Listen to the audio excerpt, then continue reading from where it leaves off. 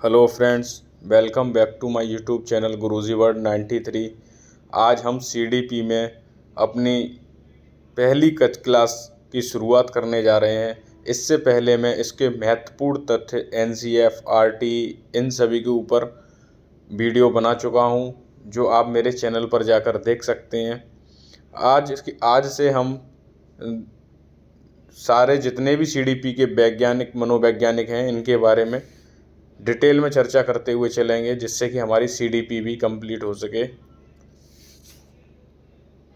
Thorndike यानी इन्हें जाना जाता है प्रयास एवं त्रुटि के सिद्धांत की वजह से। यानी अगर कहा जाए तो थॉर्नडाइक महोदय ही हैं जो प्रथम शैक्षिक मनोवैज्ञानिक हैं। यानी अधिगम यानी सीखने के नियम जिन्होंने प्रोवाइड कराए वो थॉर्नडाइक महोदय ही हैं। इनकी एक प्रमुख थ्योरी भी है जिसे हम एसआर थ्योरी कहते हैं, जिसके बारे में हम आगे डिटेल में चर्चा करेंगे। और ये अमेरिकी मनोवैज्ञानिक हैं। आप जरा नोट्स में लिख लेना अपने में कि ये अमेरिकी मनोवैज्ञानिक हैं और ये पशु वैज्ञानिक भी हैं। थॉर्नडाइक ने सीखने के सिद्धांत का प्रतिपादन यानी जो सीखने के सिद्धांत का जो प्रतिपादन किया वो 1898 ईस्वी में अपने पीएचडी शोध प्रबंध जिसका शीर्षक लिया था वो एनिमल इंटेलिजेंस था, में पशु व्यवहारों के अध्ययन के फलस्वरूप किया।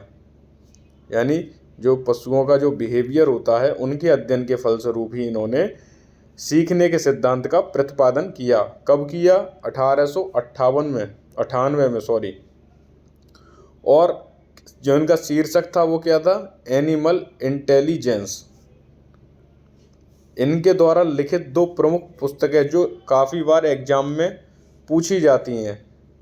एक पहली तो शिक्षा मनोविज्ञान की जो किताब है वो मिस्टर थॉर्नडाइक द्वारा लिखी हुई है, और सेकंड है एनिमल इंटेलिजेंट। इन्होंने प्रमुख 5 सिद्धांत दिए: संबंधवाद का सिद्धांत, प्रयत्न एवं भूल का सिद्धांत, उद्दीपक अनुक्रिया का सिद्धांत, संयोजनवादी सिद्धांत, प्रयास एवं त्रुटि का सिद्धांत। ये पांचों सिद्धांत काफ़ी बार एग्जाम में रिपीटेड हैं, और थॉर्नडाइक के जो नियम थे इनसे हर बार 1-2 क्वेश्चन बन ही जाता है एग्जाम में। थॉर्नडाइक द्वारा दिए गए नियम 2 नियम हैं, एक मुख्य नियम और गौड़ नियम। मुख्य नियम में भी 3 नियम दिए हैं और गौड़ नियम में 5 दिए हैं, जिनके आगे हम चर्चा करते हैं। मुख्य नियम 3 भागों में विभाजित है: अभ्यास का नियम, तत्परता का नियम, प्रभाव या परिणाम का नियम।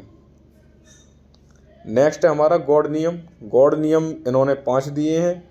एक है बहुप्रतिक्रिया का नियम, मनोवृत्ति का नियम, आंशिक क्रिया का नियम, आत्मीकरण का नियम और सहचार क्रिया का नियम। एग्जाम में इन्हीं को ही आपको 3 नियम दे देगा, चौथा पूछ लेगा, तो इनको आपको याद रखना है कि गौड़ नियम कितने हैं हमारे? 5 हैं।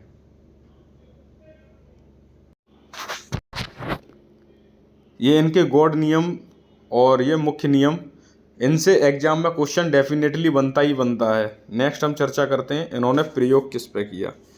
इन्होंने प्रयोग बिल्ली पर किया।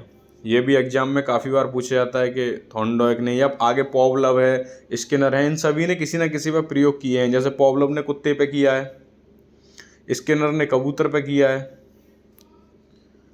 और इनके प्रयोग में जो थी वो बिल्ली कैसी थी? भूखी बिल्ली थी। और मछली कैसी थी? मृत मछली थी, जिसके बारे में हम आगे डिटेल में चर्चा करते हैं। थॉर्नडाइक का बिल्ली पर जो पहेली बॉक्स प्रयोग हुआ था, यानी पजल बॉक्स, इसका भी नाम पूछ लेते हैं।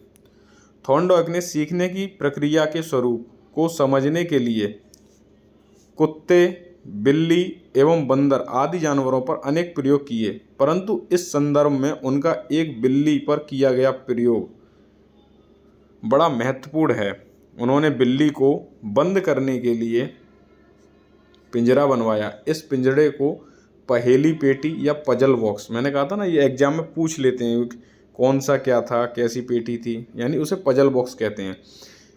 कहा जाता है इस पिंजरे में एक ऐसा खटका लगवाया जिसके दबने से पिंजरे का दरवाज़ा खुल जाता था।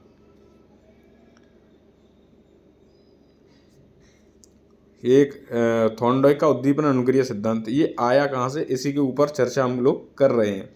यानी थॉर्नडाइक ने एक दिन इस पिंजड़े में एक भूखी बिल्ली को बंद कर दिया। उसे पिंजरे में बंद करने के बाद पिंजड़े के बाहर एक प्लेट में मछली रख दी। अच्छा, आपने पीछे देखा वो एस और आर करके जो लिखा हुआ है, तो एस जो है वो स्टिमुलस है और आर जो है वो रेस्पॉन्स है। यानी स्टिमुलस कौन है, बिल्ली है, और रेस्पॉन्स जो करेगा मृत मछली है ना। मछली देखते ही भूखी बिल्ली ने पिंजरे से बाहर आने का प्रयत्न शुरू कर दिया। अब बिल्ली ऑलरेडी भूखी थी भाई, अब उसके सामने उन्होंने खाना रख दिया तो वो तो प्रयत्न करेगी ना। उसने बाहर आने के लिए कई प्रकार के प्रयत्न किए, कभी इधर उधर कूदी और कभी इधर उधर पंजे मारे। इस प्रयत्न में एक बार उसका पंजा अचानक उस खटके पर पड़ गया जिसके दबने से पिंजड़े का दरवाज़ा खुलता था। परिणाम स्वरूप दरवाज़ा खुल गया और बिल्ली ने पिंजरे से बाहर आकर मछली खाई और अपनी भूख शांत की। थॉर्नडाइक उस बिल्ली पर यह प्रयोग कई बार दोहराया, यानी थॉर्नडाइक ने उस बिल्ली पर यह प्रयोग कई बार दोहराया और देखा कि बिल्ली ने धीरे धीरे खटका दबाने की स्थिति तक पहुंचने में कम भूलें की और अंत में एक स्थिति ऐसी आई कि बिना कोई भूल किए ही फिर एक ही प्रयास में खटका जो उसका प्रेशर था उसको दबाकर पिंजड़े से बाहर आ गई, अर्थात बिल्ली ने पिंजड़ा खोलना सीख लिया।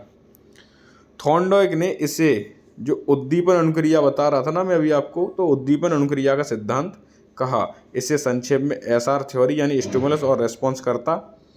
इस सिद्धांत के अनुसार सीखने के लिए पहली आवश्यकता होती है उद्दीपक और दूसरी आवश्यकता होती है अनुक्रिया, और तीसरी जो आवश्यकता होती है वो उद्दीपन और अनुक्रिया में गहन संबंध। इस सिद्धांत को ही अनुबंधन का सिद्धांत भी कहते हैं। इसमें सीखने वाला प्रयत्न तथा भूल द्वारा सही अनुक्रिया तक पहुंचता है, इसलिए इसे प्रयत्न एवं भूल का सिद्धांत भी कहते हैं। मैं आशा करता हूं आपको पढ़ाया हुआ अच्छा लग रहा हो, तो मेरे चैनल को सपोर्ट करें।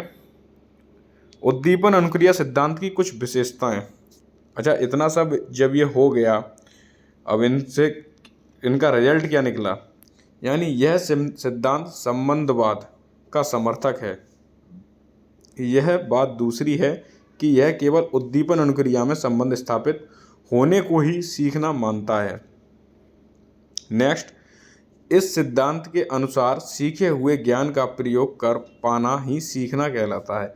यानी जब अगर आपने कोई चीज़ सीख लिया वो आप उसका प्रयोग कर पा रहे हो तभी वो सीखना माना जाएगा। यह सिद्धांत सीखने के लिए उद्देश्य का होना आवश्यक मानता है। यानी कि आप कोई चीज़ सीख रहे हो तो आपका एक एम होगा, एक उद्देश्य होगा जिसके लिए आप सीख रहे हो, है ना। यह सिद्धांत उद्देश्य प्राप्ति के लिए सीखने वाले के प्रयत्न को आवश्यक मानता है। यह सिद्धांत सीखने के उद्देश्य के पीछे किसी प्रेरक अथवा अभिप्रेरक का होना आवश्यक मानता है। मैं आशा करता हूँ सभी को आज की हमारी क्लास अच्छी लगी हो और मैं इससे भी और बेटर कंटेंट लाऊंगा। बस आप अपना प्यार ऐसे ही बनाए रखिए। धन्यवाद।